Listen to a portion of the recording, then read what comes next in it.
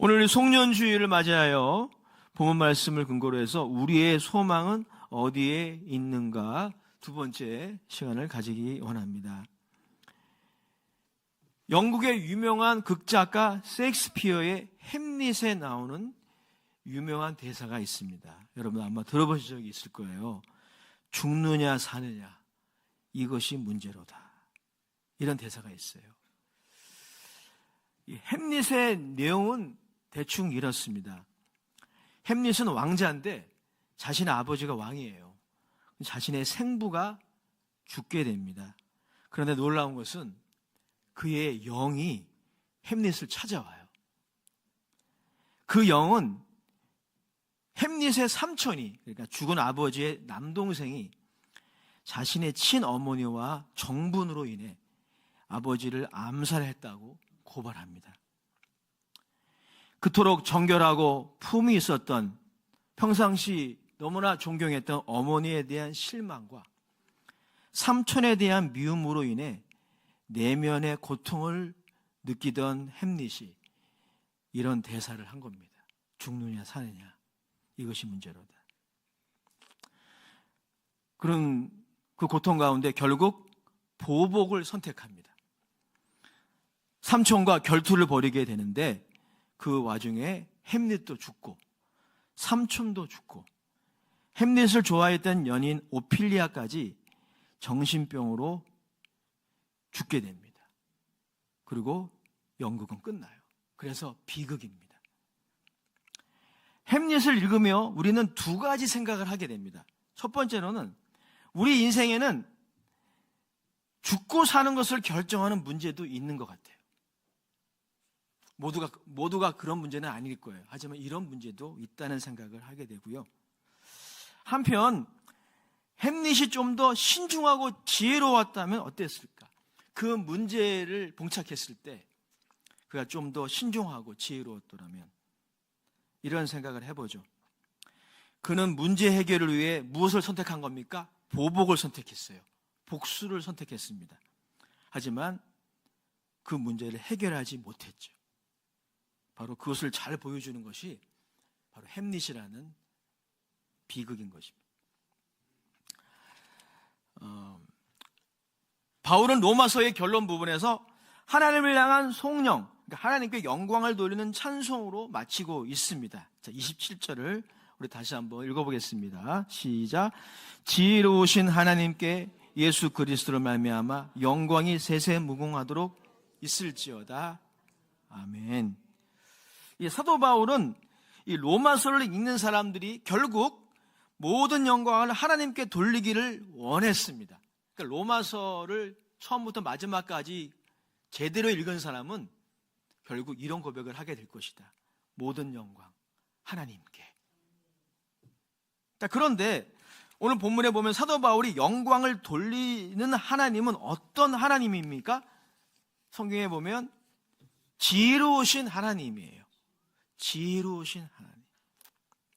자, 이 마지막 송영에 따르면 하나님은 어떤 분입니까? 능히 지혜로우신 분이기 때문에 능히 복음을 통하여 모든 사람들을 믿음의 길로 초청하실 수 있고 동시에 이미 믿음의 사람이 된 그리스도인들을 능히 경고하게 하실 수 있다라는 거죠. 자, 26절의 말씀도 그런 의미로 다시 읽어보겠습니다. 시작.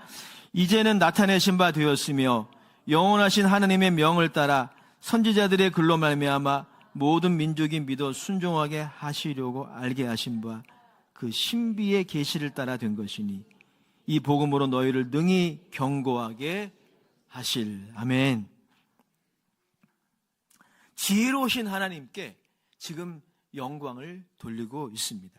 자, 그런데 이 복음의 주제가 무엇입니까? 오늘 본문에 따르면 예수 그리스도이십니다. 자, 그렇습니다. 오늘 사도 바울이 영광을 돌리고 있는 하나님은 어떤 분이죠? 예수 그리스도를 통하여 국적이나 민족에 관계없이 모든 사람들을 오직 믿음을 통하여 자신에게로 인도하시고 그 예수 그리스도를 통하여 구원하시는 하나님이라는 거예요. 동시에 지혜로우신 하나님은 어떤 분입니까? 이미 구원받은 하나님의 자녀들이 이 세상에서 믿음을 지키고 승리하도록 능히 도와주신다라는 것입니다. 자, 이 두 진리를, 이 두 가지 이 성령의 이유를 종합해 본다면 이렇게 이야기할 수 있어요. 지혜로우신 하나님은 능히 인간의 모든 문제를 해결하실 수 있다는 거예요. 그게 오늘 사도 바울의 마지막 성령의 메시지인 것입니다. 자, 그 문제에는 사소한 것도 있을 거예요. 하지만 심각한 문제도 있을 것입니다. 사소한 것에서 심각한 문제에 이르기까지 하나님은 지혜로우셔서 인간의 모든 문제를 능히 해결하실 수 있다라는 것입니다. 자동차 타이어에 펑크가 나는 문제에서 죽느냐 사느냐의 문제까지 다 포함되는 것이죠. 보통은 사소한 문제들이 대부분이지만 말이죠. 자, 그런 차원에서 로마서의 주제를 이렇게도 말씀드릴 수 있어요. 로마서의 주제는 인간의 한계 상황이, 문제 상황, 한계 상황이 하나님의 지혜의 시작이다 라는 것이라고 로마서의 주제를 그렇게 말씀드릴 수 있어요. 그렇다면 인간의 문제 상황 혹은 한계 상황, 그러니까 인간의 자신의 지혜와 능력으로 해결할 수 없는 한계 상황은 무엇입니까? 자, 로마서를 다시 되돌아보면 그것은 이거예요. 인간이 하나님을 하나님으로 인정하지 않고 마음으로 떠난 것입니다. 이게 우리가 봉착하는 모든 문제의 근원이라고 말할 수 있어요.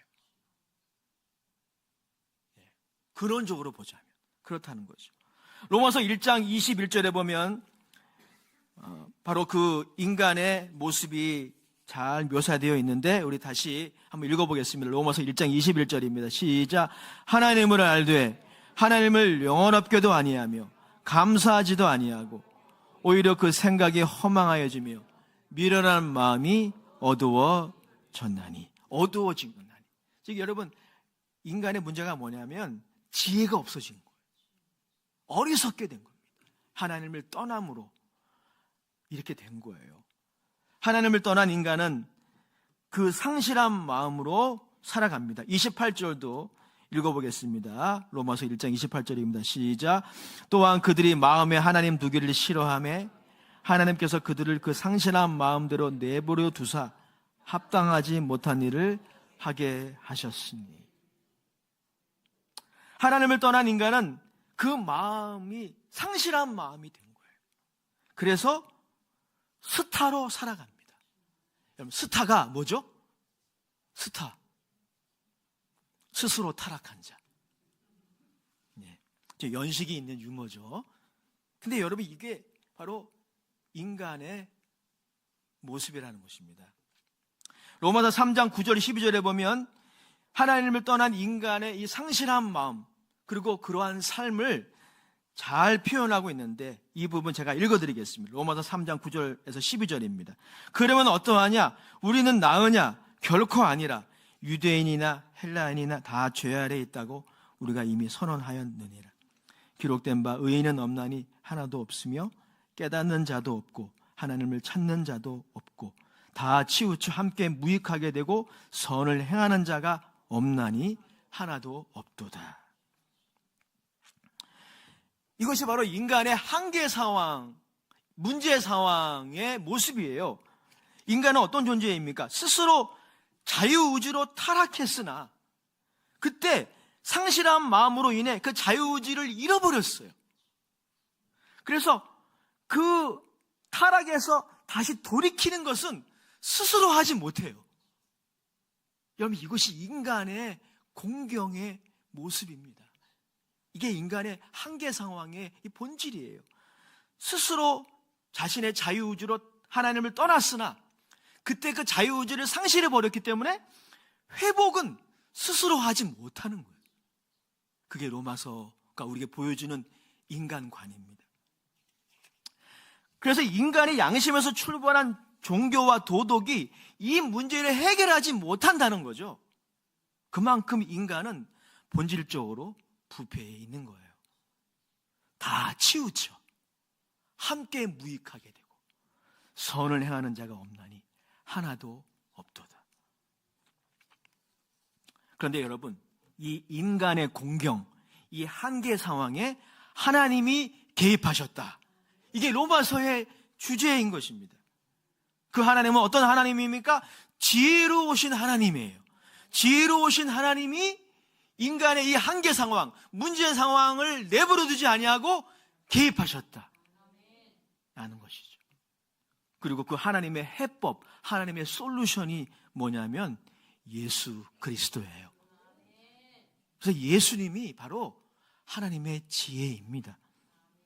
자, 하나님이 우리의 타락을 만회하시고자 예수님을 우리에게 무엇으로 보내주셨죠? 화목제물로 보내주셨어요. 그게 바로 성탄절이잖아요. 예수님이 화목제물이 되려고 죽으러 오신 거예요. 그리고 그가 십자가에서 흘린 피가 두 가지를 성취하도록 하나님이 의도하셨어요. 자, 그 두 가지를 말씀드릴게요. 이미 로마서에서 언급된 거예요. 첫 번째로는 하나님의 의로운 요구입니다. 인간의 범죄에 대한 하나님의 공의로운 요구, 이게 이루어져야 돼요. 왜? 하나님은 의로우신 분이기 때문에. 이것이 포기될 수 없어요. 그러면 이 세상은 완전히 망가질 겁니다. 그런데 예수님의 피가 이것을 성취했다는 거예요. 동시에 또 한 가지를 성취했어요. 죄인을 의롭다 하시는 것을 성취했어요. 사실 여러분, 이 두 가지는 결코 양립할 수 없는 겁니다. 하나님의 공의로운 요구와 죄인을 의롭다 하시는 이 두 가지는 동시에 이루어질 수 없어요. 불가능합니다. 하나를 택하면 나머지 하나는 포기해야 돼요. 여러분, 이것이 바로 인간의 한계입니다. 종교와 도덕의 한계예요. 그래서 여러분, 종교와 도덕의 가장 최상의 모습이 뭐죠? 비난이에요. 비난입니다. 의로운 수준에 이르지 못한 사람들이 비난하는 거, 그게 종교의 최선, 도덕의 최선이에요. 왜 그래요? 그게 한계예요. 인간에게는 솔루션이 없어요.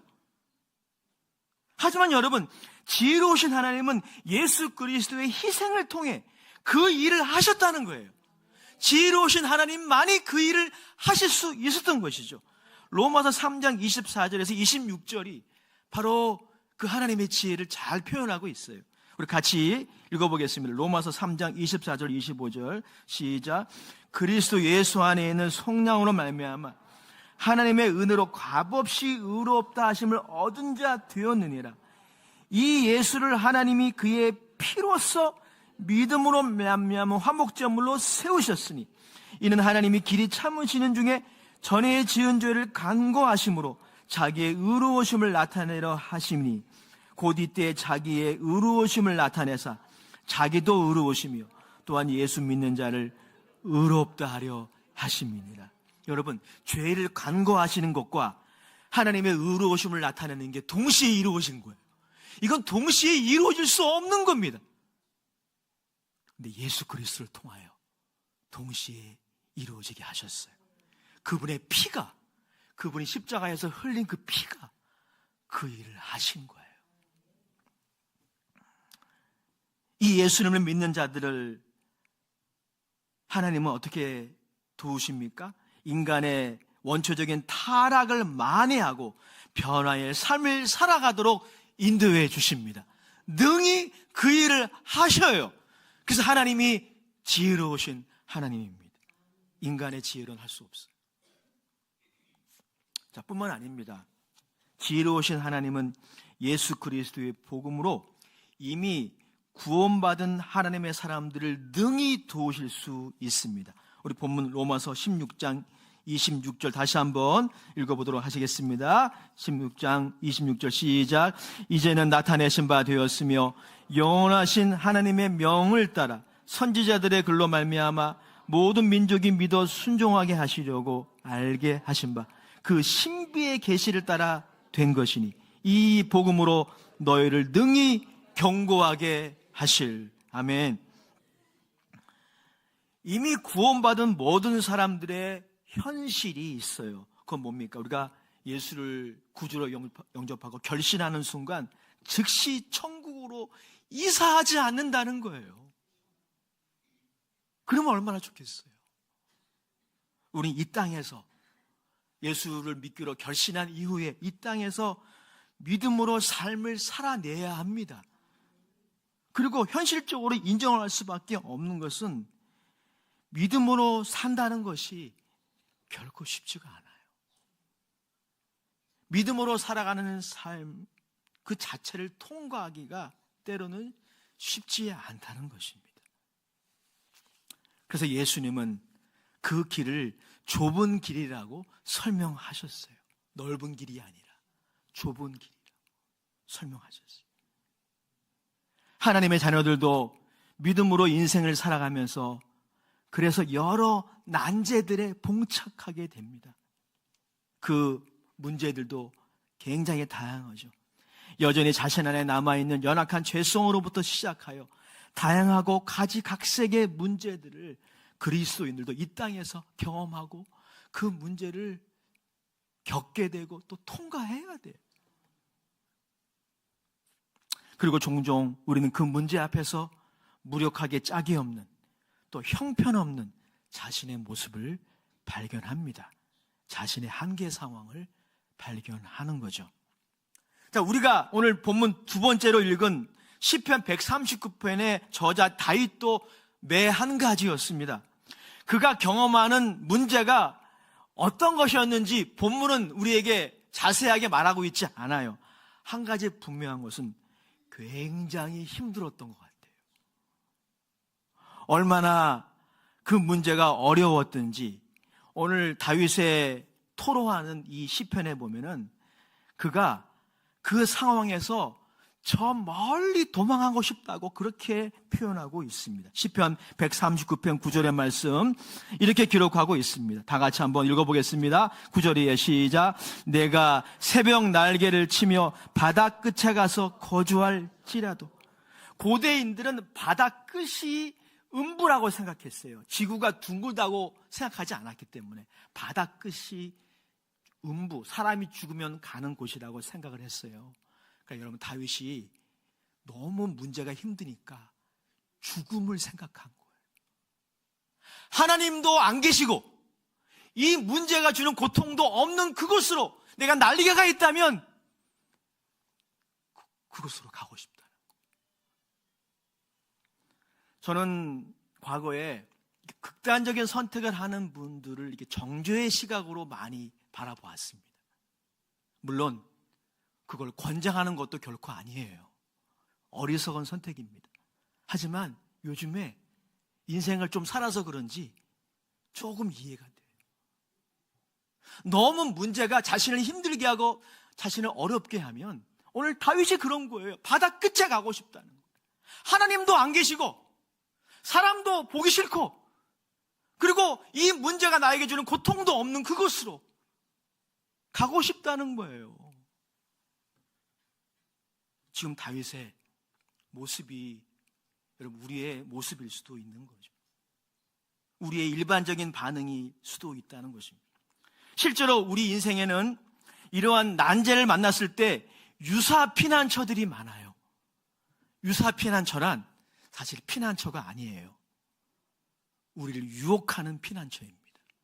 그곳으로 가면 문제는 좀 더 어려워집니다. 다행히도 오늘 시인 다윗은 인생을 사는 동안에 자신이 만나는 이 난제를 결국은 피할 수 없음을 깨닫게 됩니다.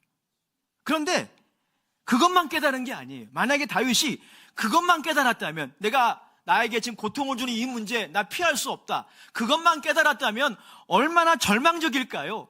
오늘 다윗의 139편의 시를 보면 그것만 깨달은 것이 아니라 다윗은 중요한 걸 깨달았어요.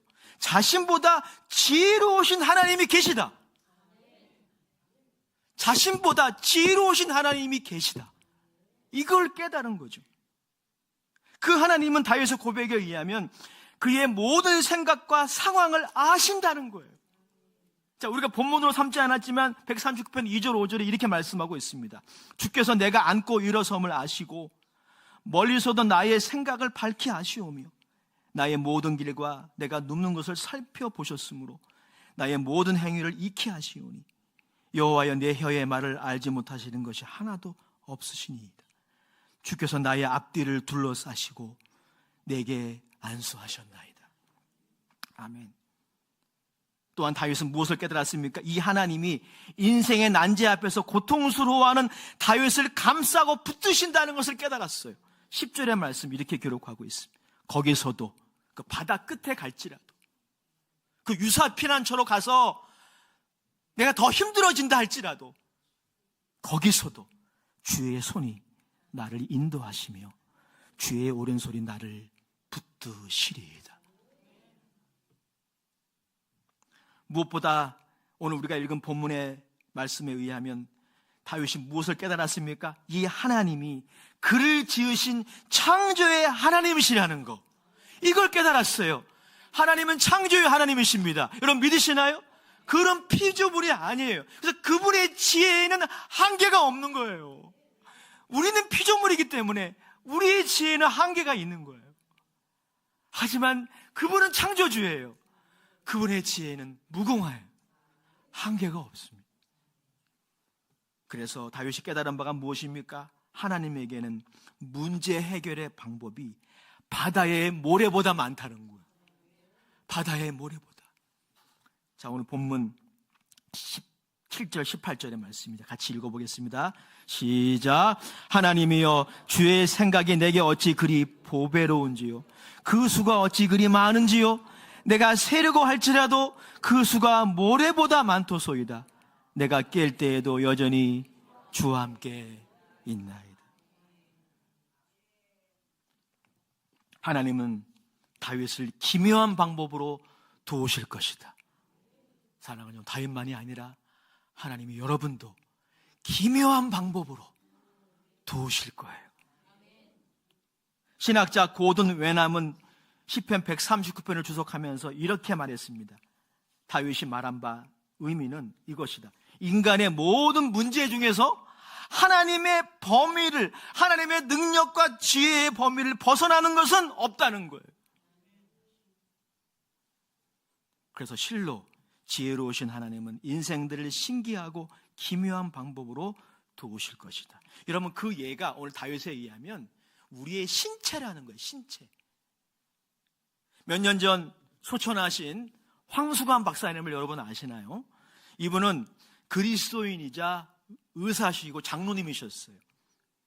이분이 오살리 최자식 금식기도원에서 강의를 하신 것을 제가 기도하러 가서 들은 적이 있습니다. 그가 그리스도인 의사로서 신체를 만드신 하나님의 지혜를 깨달은 부분을 나누어 주셨어요. 그러니까 의학적인 근거가 있는 내용들이에요. 자, 여러분, 눈썹의 용도가 무엇인지 아십니까? 눈썹. 혹시 아시는 분? 눈썹의 용도는 우리가 비를 맞으면 그 비가 눈 속으로 들어가지 않도록 막아준다는 거예요. 예. 그러므로 눈썹을 미신 분들은 비 올 때 우산을 꼭 챙기셔야 돼요. 여러분, 왜 인간의 팔 길이가 이걸 한 규빗이라 그래요? 한 규빗. 히브리 용어로는. 왜 이 정도 길이인지 아십니까? 원숭이처럼 길지 않고. 왠지 아세요? 인간의 성기를 보호할 수 있는 그 길이라는 거예요. 자동차를 만드는데 13,000개의 부품이 필요하다고 합니다. 747 전보 제트키를 만드는데 300만 개의 부속품이 필요합니다. 우주 왕복선을 만드는데 500만 개의 부속품이 필요합니다. 인간의 몸에는 몇 개의 부속품이 있을까요? 100조 개가 있어요. 100조 개의 세포 조직으로 이루어진 존재가 인간이에요. 사랑하는 여러분, 인간 신체의 메커니즘을 연구하는 사람마다 하나님을 인정하든 인정하지 않든 신묘막측하다고 다 탄성을 지르는 이유가 바로 여기에 있는 것입니다. 그래서 시인은 결론을 내립니다. 저는 이 시편 말씀을 굉장히 좋아하는데 말씀 묵상하면서 이렇게 제가 문장을 만들어 봤어요. 다윗이 말한 바의 내용이고 로마서가 말하는 바의 내용입니다. 자, 저를 따라서 한번 크게 복창했으면 좋겠습니다. 나에게는 방법이 없지만, 더 큰 소리로, 나에게는 방법이 없지만 하나님께는 방법이 많습니다. 믿으시기 바랍니다. 이게 우리의 소망인 거예요. 이게 새해를 우리가 다시 한번 소망을 가지고 맞이할 수 있는 이유인 것입니다. 바다의 모래처럼 많아요. 결론입니다. 우리는 소망을 어디에 두어야 할까요? 이 진리에 두어야 합니다. 2026년이 다가오지만 왠지 불안합니다. 두렵습니다. 또 별다른 기대감도 없이 맞이할지도 모릅니다. 그러나 지혜로우신 하나님 예수 그리스도 그리고 지혜의 영 성령님이 계십니다. 만약 지혜로우신 하나님이 예수님의 복음으로 오늘날 믿음이 없는 수많은 사람들을 구원하신다면 하물며 이미 구원받은 여러분들을 더욱 구원하시지 않겠습니까? 도와주시지 않겠습니까? 우린 그 진리를 붙들어야 합니다. 사도 야고보는 그래서 이렇게 고면합니다. 우리 마지막으로 사도 야고보서 1장 5절, 야고보서 1장 5절의 권면을 같이 한번 읽었으면 좋겠어요. 우리가 문제에 봉착했을 때 어떻게 해야 될 것인가, 이에 관한 것이죠. 지혜 하나님이 계시다면 우리 이렇게 반응해야 합니다. 다 같이 읽겠습니다. 시작. 너희 중에 누구든지 지혜가 부족하거든 모든 사람에게 후히 주시고 꾸짖지 아니하시는 하나님께 구하라. 그리하면 주시리라. 아멘. 하나님은 이 지혜이신 예수 그리스도를 우리에게 이미 선물로 주셨어요. 그분이 위대한 은사 중에 은사이십니다. 이 예수님을 믿고 다 받아들이시기 바랍니다. 그리고 이미 구원받았다면 자신의 지혜와 스펙을 사용하되 이 지혜의 무궁함을 의지하십시오. 지혜를 구하십시오. 인본주의와 꾀로 살아가지 말고 이 지혜를 구하며 살아가십시오. 그때 그분은 능히 여러분을 견고하게 하실 수 있습니다. 기도하겠습니다. 하나님, 새해를 우리가 맞이해야 하지만 왠지 모르게 기대감이나 또 소망이 없는 모습을 발견합니다. 미래에 있을 수 있는 것에 대한 불안과 두려움이 우리를 엄습할 때도 많이 있습니다. 지금 나의 어깨를 누르는 무거운 문제들도 여전합니다. 그러나 오늘 이 말씀 붙들고 하나님이 주시는 소망 가운데 한 해를 맞이하게 하옵소서. 그 한 해를 잘 정리하도록 축복해 주시옵소서. 지혜로우신 하나님, 그 하나님께 우리의 소망을 두는 모두가 되도록 성령님 도와주시옵소서. 예수님의 이름으로 감사하며 기도합니다. 아멘.